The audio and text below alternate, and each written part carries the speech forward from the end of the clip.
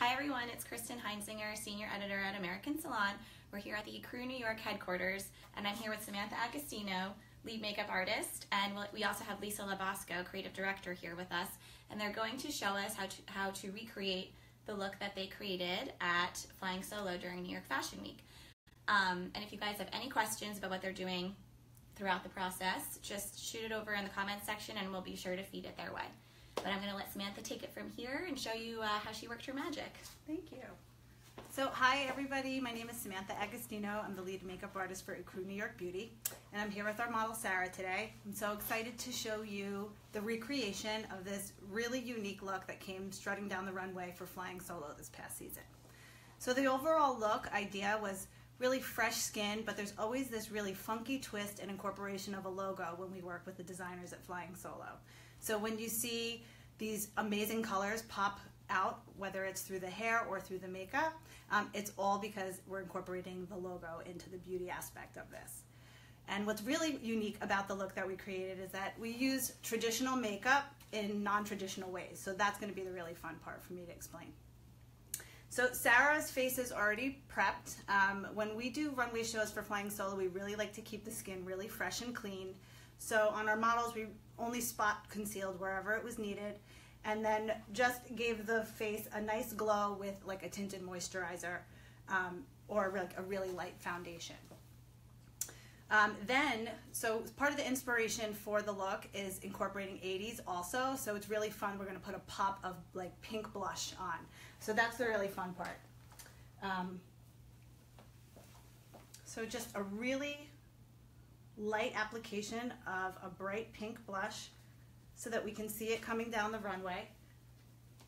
And what gave it like that 80s twist is that we're doing the traditional back and forth application that you used to see in the 80s, so that you can see like the predominant wash that's right on the cheek.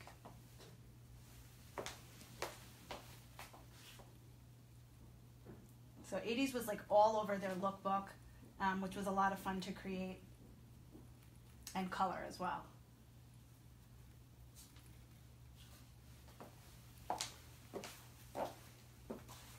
So just a nice rosy cheek is what we wanted to see.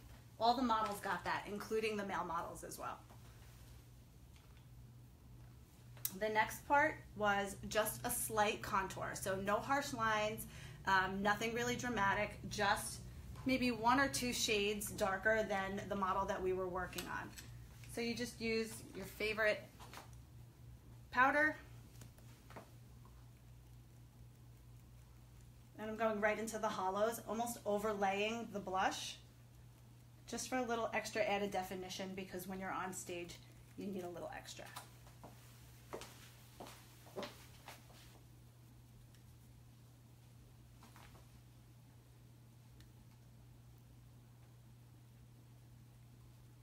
So it's just barely there. So now a really fun part for creating the look was the eyeliner. Flying Solo loves red, and it's like I said, it's a part of their logo. So what we did was we created geometrical shape underneath the eye, right in the lash line, by using 2 of our favorite red lipsticks from our ECRU New York Beauty line. So we have our Red Velvet, Velvet Air lipstick, and our Brick City. So the red in the Flying Solo logo is this beautiful combination of these 2 colors. It's like a really fiery red. And red is really difficult to work with, so using a matte lipstick underneath the eye was a way that we could prevent any kind of smudging or fallout better than like a cream type of paint. So these are the 2 colors that we used to create this beautiful liner look.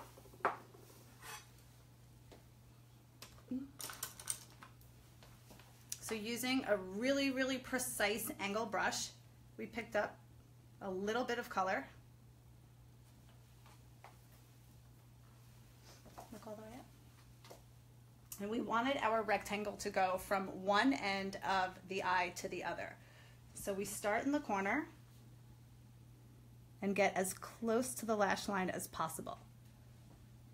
So now this is just a regular eyeliner trick that small strokes are easier to work with than trying to create one long line. So we get really close.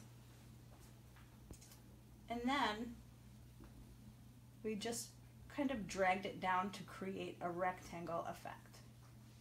What was really tricky for us was trying to find that perfect symmetry of the rectangle so that it was still fashionable without looking like an NFL stripe underneath the eye.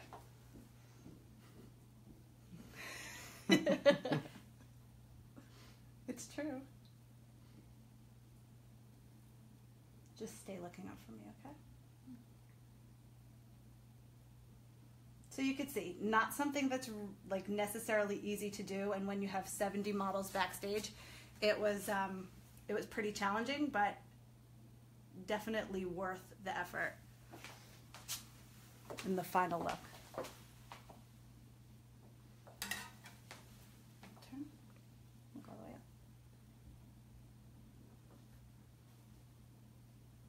Again, hug the lash line.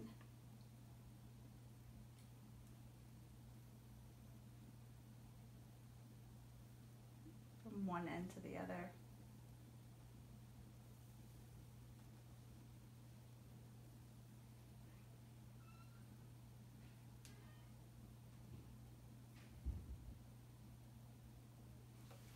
Just like that.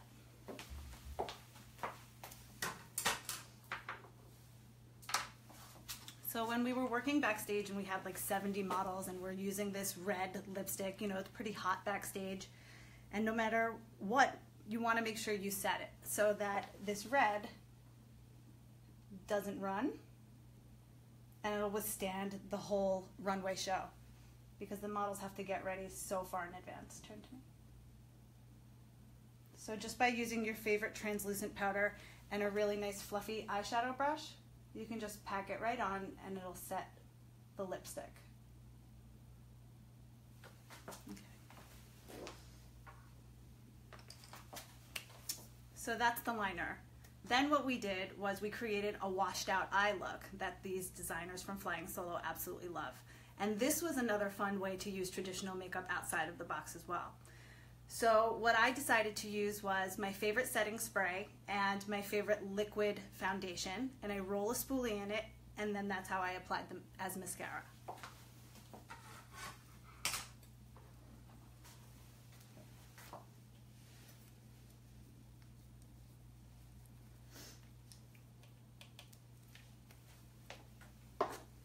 So if you can see, I have a little bit of setting spray here, and that's what I'm really loading up my spoolie with, is the setting spray. And then just a tiny bit of foundation. Look down to your knees, please. And this is my favorite mascara trick. So I have all of my clients, no matter what, look down to their knees, and then I'm able to lift up their eyelid, which will allow me to really get in there and hug the lashes with the product.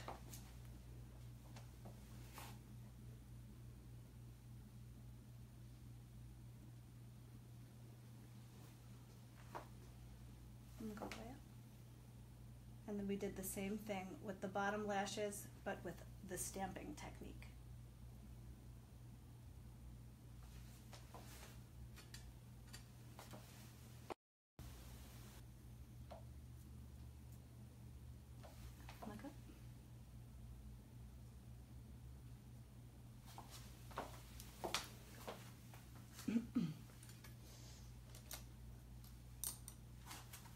So then to complete the look on the eyelid, they wanted this really high gloss that would shine coming down the runway. So I took my favorite lip gloss, again using another product that's traditional in an untraditional way, close, and just laid it on the lid.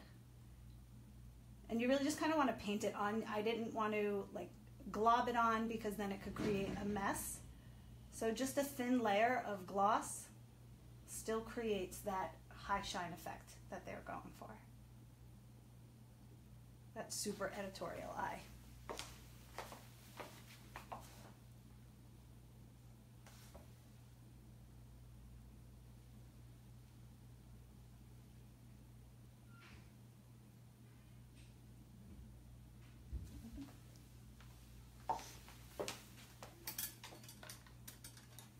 And then there's no runway show that's complete without messy eyebrows that stand up. So just by taking, you can use an eyebrow gel or something with a color, just brushing the brows up and away from the natural growth helps them stand up and give them that really editorial look.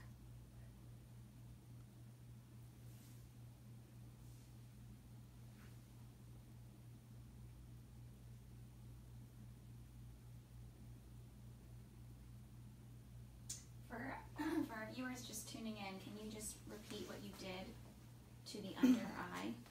Underneath? Yes. Sure. We used a matte lipstick. We used our two lipsticks, our Velvet Air in Red Velvet, look all the way up from me, and Brick City. Mixed them together to achieve a fiery red. And then we created a geometrical shape in a rectangle underneath the eye. Set it with some powder. So then to complete the look, we did like this beautiful pop of pink. And the way we achieved like the perfect pink was, again, using makeup in a non-traditional way. I took a white eyeshadow base, applied it all over her lip, and then I'm going to give it a wash of color with our Fearless Fuchsia.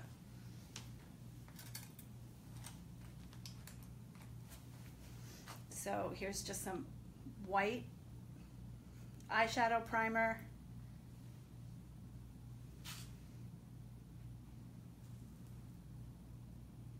Not the most flattering right away, but wait till you see when it's finished.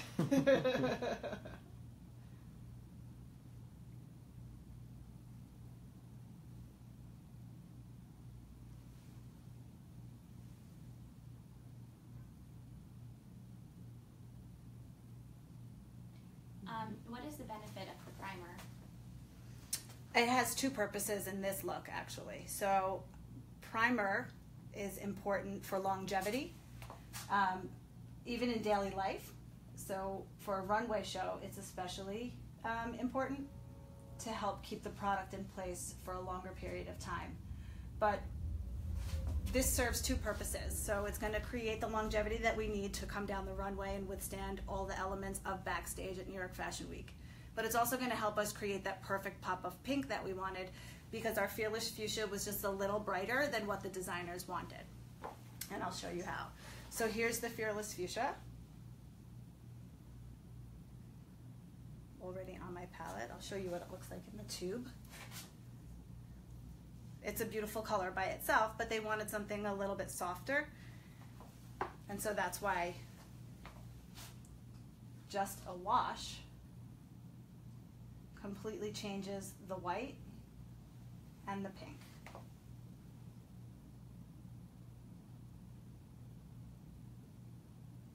So see how the white changed the color? So it's helping it keep it in place for a longer period of time, all while giving us that kind of like Barbie pink that they wanted.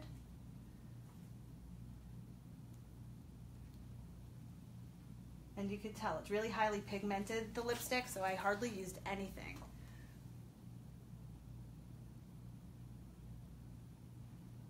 Now this wasn't the only makeup look that you created at the show. Can you talk a little bit about the other? Yeah, so this is just one version of the look that we created. So on the lighter skin tone models, just like Sarah, we did the pink lip with the red under eye. For our darker skin tone models, we reversed it and put pink eyeliner using the same product, again for all the same reasons, longevity and color. We did the pink underneath the eye, and then we did the red lip, all receiving the high gloss with the wash of pink cheek, and then the brushed up eyebrows with the washed out eyelashes. And then what was really interesting, on another group of models, they got nothing on the eyes. We took the red liner, lined the lips with the red, and filled it in with the pink to create a completely different look. And then the male models received the liner as well and the glossy eyelid. And so this was one of the looks that came down the runway. And let's say you're pressed for drying time. What do we do then? Oh, so if I'm pressed for drying time, which I was, Backstage because it was hot. So this element is completely different. Backstage it was hot. So my eyeliner wasn't setting as fast as I would like it to. I always have my little, look all the way up, my little fan. So everybody feels like a celebrity. And just dry.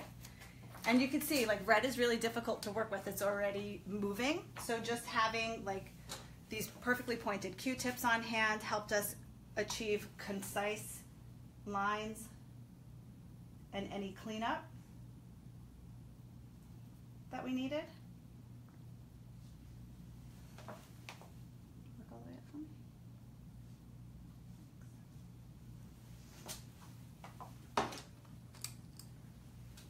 Any more pink? Yeah. Yeah.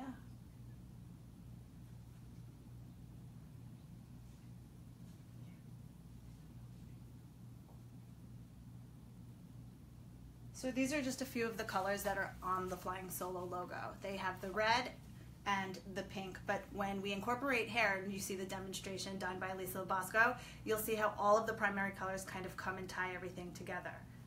So that's what's really fun about working with Flying Solo. They always keep branding in mind, which is a lot of fun. And they think outside the box too, so it's always nice and challenging. They always serve us a challenge, and creating this look was really exciting to kind of figure out what I'm going to use that's going to withstand the elements of New York Fashion Week. And so now that this look is done, I'd love to introduce Creative Director Lisa Labasco, who's going to complete this whole Flying Solo look for you. Thank you, Samantha. Hello, everyone. Hello, hello. I'm so excited to be here and get to share the look that we did for Flying Solo this past season. For those of you who maybe haven't had the opportunity to work backstage at a fashion week, it's very different than being behind the chair because it's a lot of sitting around and then hurry up. So it's like, hurry up and wait. So we needed to have a look that would work for over 70 models, and Flying Solo has over 51 designers, so there was over 270 different looks. So when I went in for the hair test, we needed to come up with something that was going to work for all of those elements, all those designers, all those looks, all those models in, you know, a couple hours of time. So what we came up with was incorporating a top knot, but kind of taking it to the next level and using the ends of the hair that are going to create a fringe. So it has that modern, you know, that fresh feel, but still very wearable and still really strong. And as Samantha has mentioned before, we always want to incorporate a little bit of their logo. So I'm going to be putting bits and pieces, whether it's extensions or an industrial clip, to incorporate the colors of their logo. So on my model, Sarah, I'm going to start. She has very long hair, beautiful hair. I want to make it just a little bit easier to put it up into a ponytail. So I'm going to just very lightly put in some ECRU dry texture spray. And again, this is just going to, she has a lot of hair for me to work with, and it'll just make it a little bit easier. So I'm going to pull it back, and what I want to do when they're walking down the runway, it always looks so beautiful when you have some bits of pieces, you know, floating, as I say, down the runway. So because this is going to be strong, we always want that little bit of element of softness to go in. So if I can have you tilt your head just a tiny bit. So I'm going to leave out just a few wisps of hair on both sides of her hairline. And you can turn back to the front. Thank you. And I feel like, in every day too, we might not all have a runway, but I always love when there's something floating on the hair. I think it just softens up the look. And when we work with Flying Solo, they always want to incorporate many different elements. So there's always a strong color, there's always something geometric, but then there's always that surprise. So in this case, it's going to be the fringe, and then the element of softness is going to be these little wisps that come out. So I'm going to start by, creating my ponytail using our sunlight holding spray,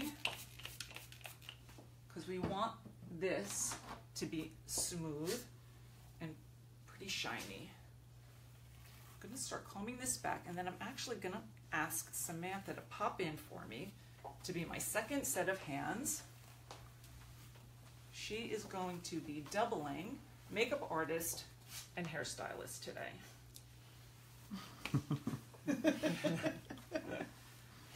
So it's really important when you're doing this, because one of the things, not only do you have to come up with a look that is beautiful and works, but through all the changes, I mean, these models get changed time after time after time, so it really has to be in there and nice and clean, so that as they're changing in like 30 seconds and going back out there, that it will stay in.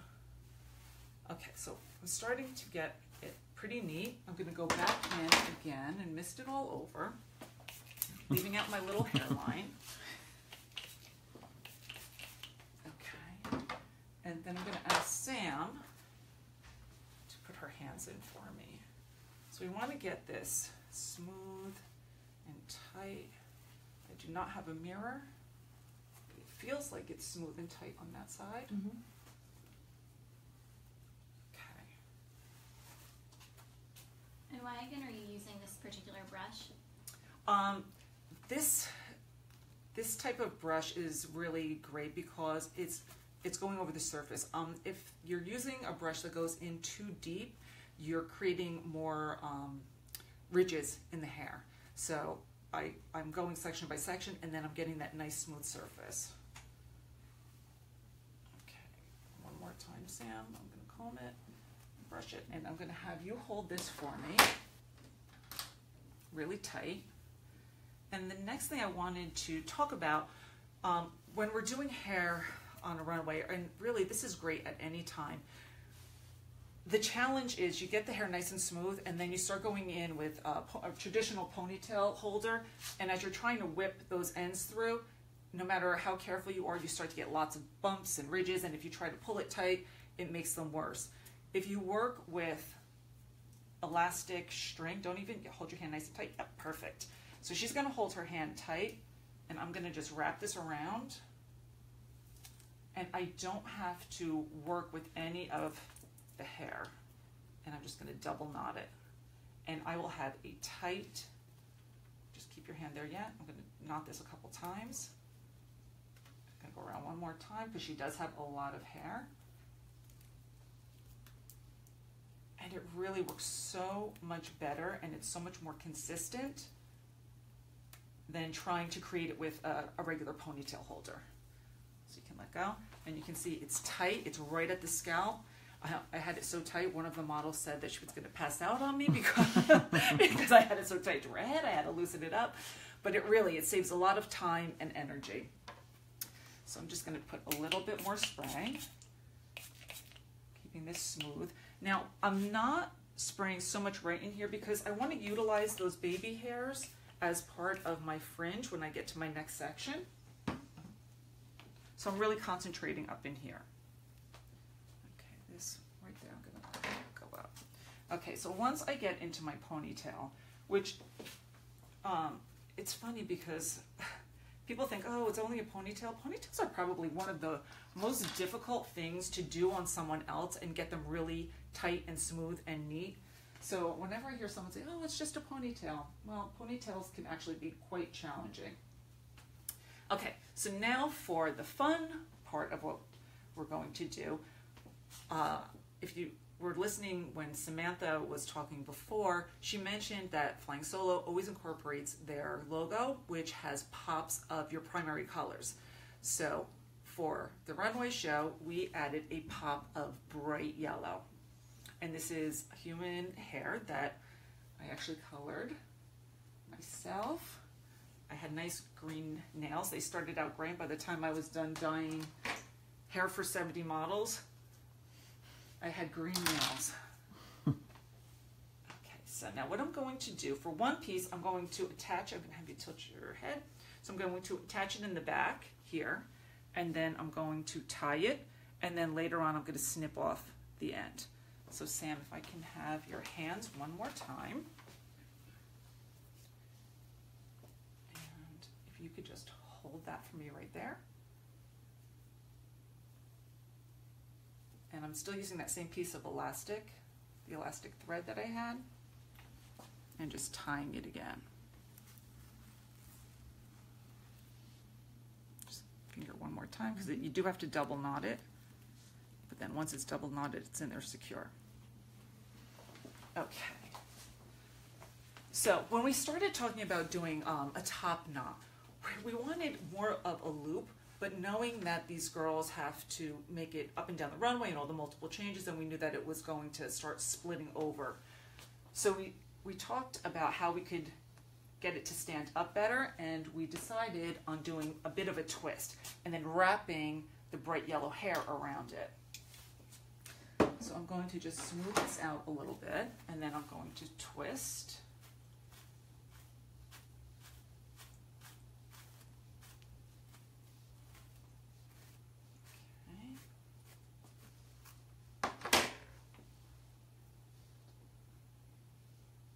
Twist, and it might take me a few times because I want to make sure that as I'm twisting I don't completely lose that yellow strand of hair. We want that to just kind of peek through. And if I start losing it, then I will just redo. Have it come up again.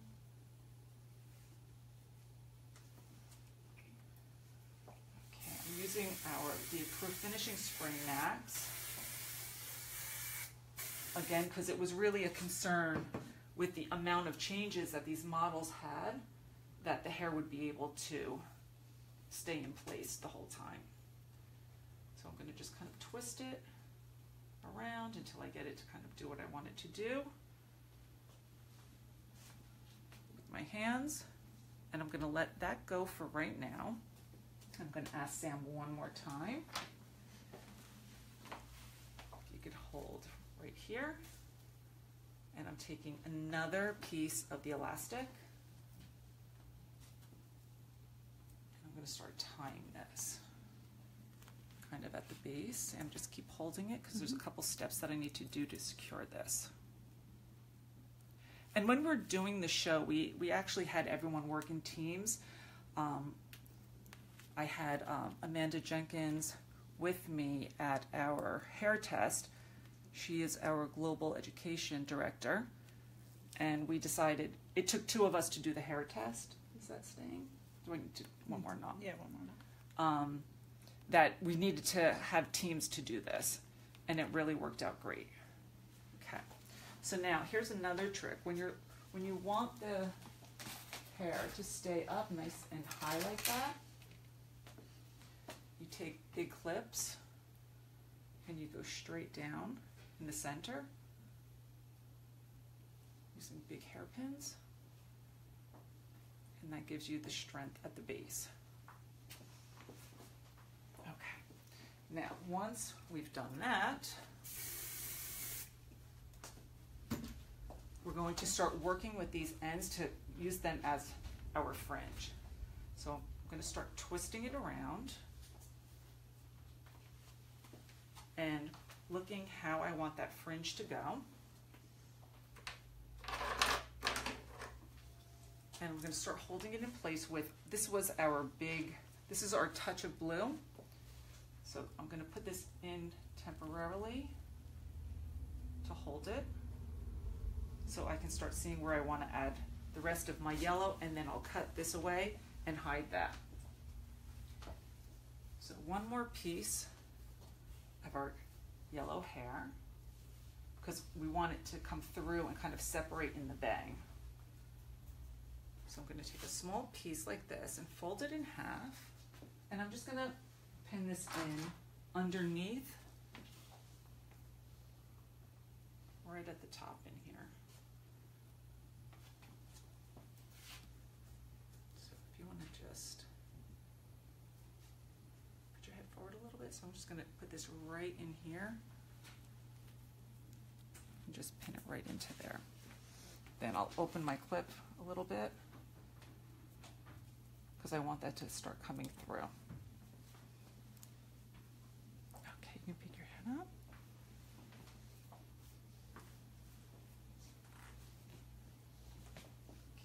I am going to be cutting some length off of that, but I need to just kind of place it where I want it to go, and see what I'm going to do to my fringe. And now I'm going to take a little piece of the top and just wrap it around.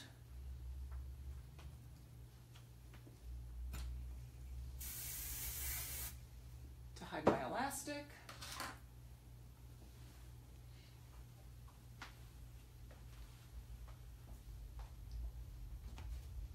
Okay, and now I can start doing my finish work. So the first thing I want to do, I want to utilize, she has a great little bit of baby fringe, so I want to utilize them to make the most of her fringe. So I'm using a disposable mascara wand, and I know many of you might have used toothbrush. There's a lot of different things you can use, but when you're on set, especially if you're working on a lot of models, you want something that's sanitary and you can get rid of, and this works really great. So they come in a package of like 100, you use it and you can just toss it. So I'm going to spray directly on there. And now I can go in. I mean, for years we used it to get rid of these little baby hairs. Now we're using it to pull them out. And what's so nice is I can kind of direct them and see how they stick, which is beautiful. That's exactly what I'm looking for. And it pulls them all out. I can put them wherever I want them.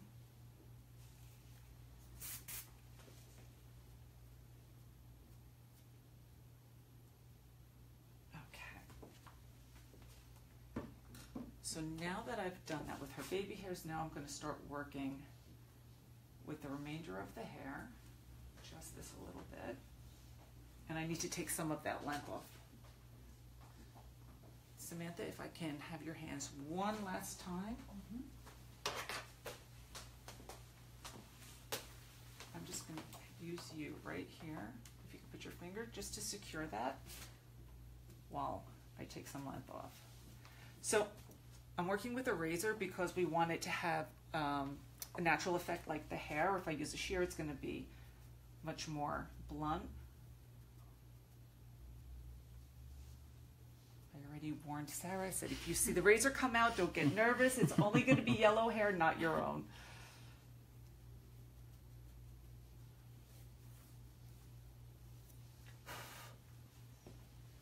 Okay. And I love that little pop of color. It's great, and I think what makes this really wearable too, for anyone who is not ready to put maybe a bold color. We've seen lots of pastels for years, but now we're really starting to see some bold colors, and they can be a little bit intimidating. This, by putting a little extension in, you can get that look and try it out before you actually make the commitment for it. And it really does change the whole look, that one little piece. Okay, so once that's here, now I'm going to just take a tiny bit of the defining paste, a little bit more than that.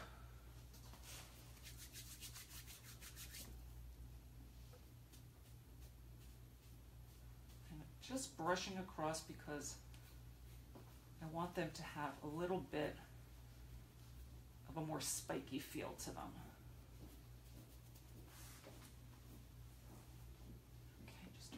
Me.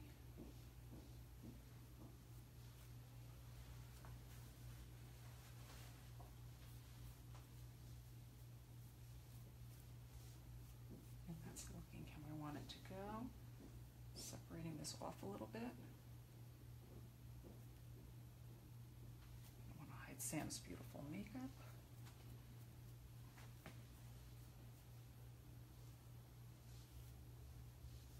And then the last element, we want the fringe to really be plastered. So this is a more wearable way of doing it, but for Runway, we always want a little bit more power. So we want to plaster this fringe down.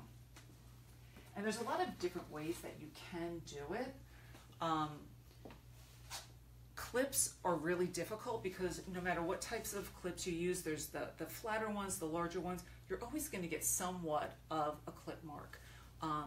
I've seen people use pantyhose, which do work, but when you're doing 70 models, that's a lot of pantyhose to get. So what I did is I bought mesh and I cut it into strips so that we could put it right over the bang, right over that fringe area, and keep it nice and smooth. Just tie it lightly in the back.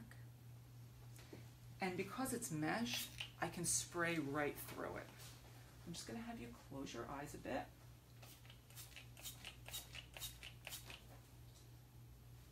And I don't know if you can see, but the spray goes right through the mesh, so I'm getting the effect that I want. And while that's holding, I'm just going to get rid of a couple more of these little strays. Just turn this way.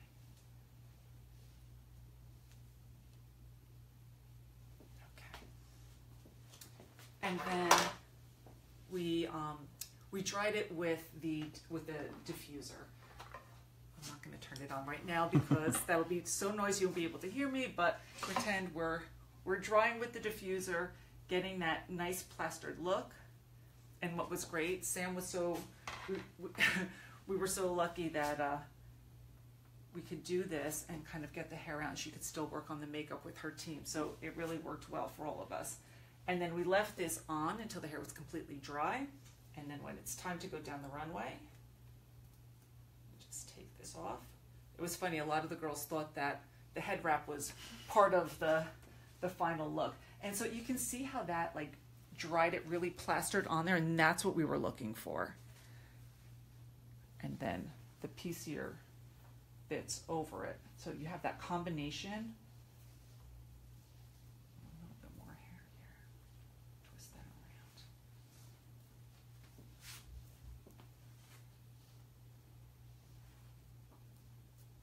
Just look at me. Perfect. For those just joining, can you just remind us what this look was for and briefly how it began? Yes. So to recap, this was the look that we did for Flying Solo. This wasn't quite dry, so I'm just playing around with it a little bit. The look that we did for Flying Solo, we had over 70 models. Flying Solo has over 50, I believe it's 51 designers, and they had over 270 looks. So we wanted to incorporate something that would have some strength, a little pop of color, some fun, a little bit of a faux fringe on it, and then of course some beautiful wispy pieces that are going to float as they walk down the runway. And I really think that it incorporated something that worked for all of these different designers, which is it's quite a challenge. And also the reason that we have the bright yellow in the hair and the bright blue is one of the things that Flying Solo always want to do is incorporate their logo. And their logo has geometric pieces of your primary colors. So doing something that was going to work through all those changes, work for all the different types of looks that were going on, something that was fun. I really think it's extremely wearable. I know so many of my younger clients, they love top knots, and now instead of putting their ends in, they're gonna be pulling them down and trying on, you know, their fringe for the next season. And it really was a really fun look that I think translated very well on the runway. All right, well, thanks everyone. This is again the final look from Flying Solo. We're here with ECRU New York, Lisa Labosco, Samantha Agostino. If you have any questions about what we did today, feel free to send us a comment underneath the video on Facebook. We'll also be recapping on our website, AmericanSalon.com. And thanks again for joining, and thank you to our wonderful artists today for recreating this fantastic look. Thank you so much for having us.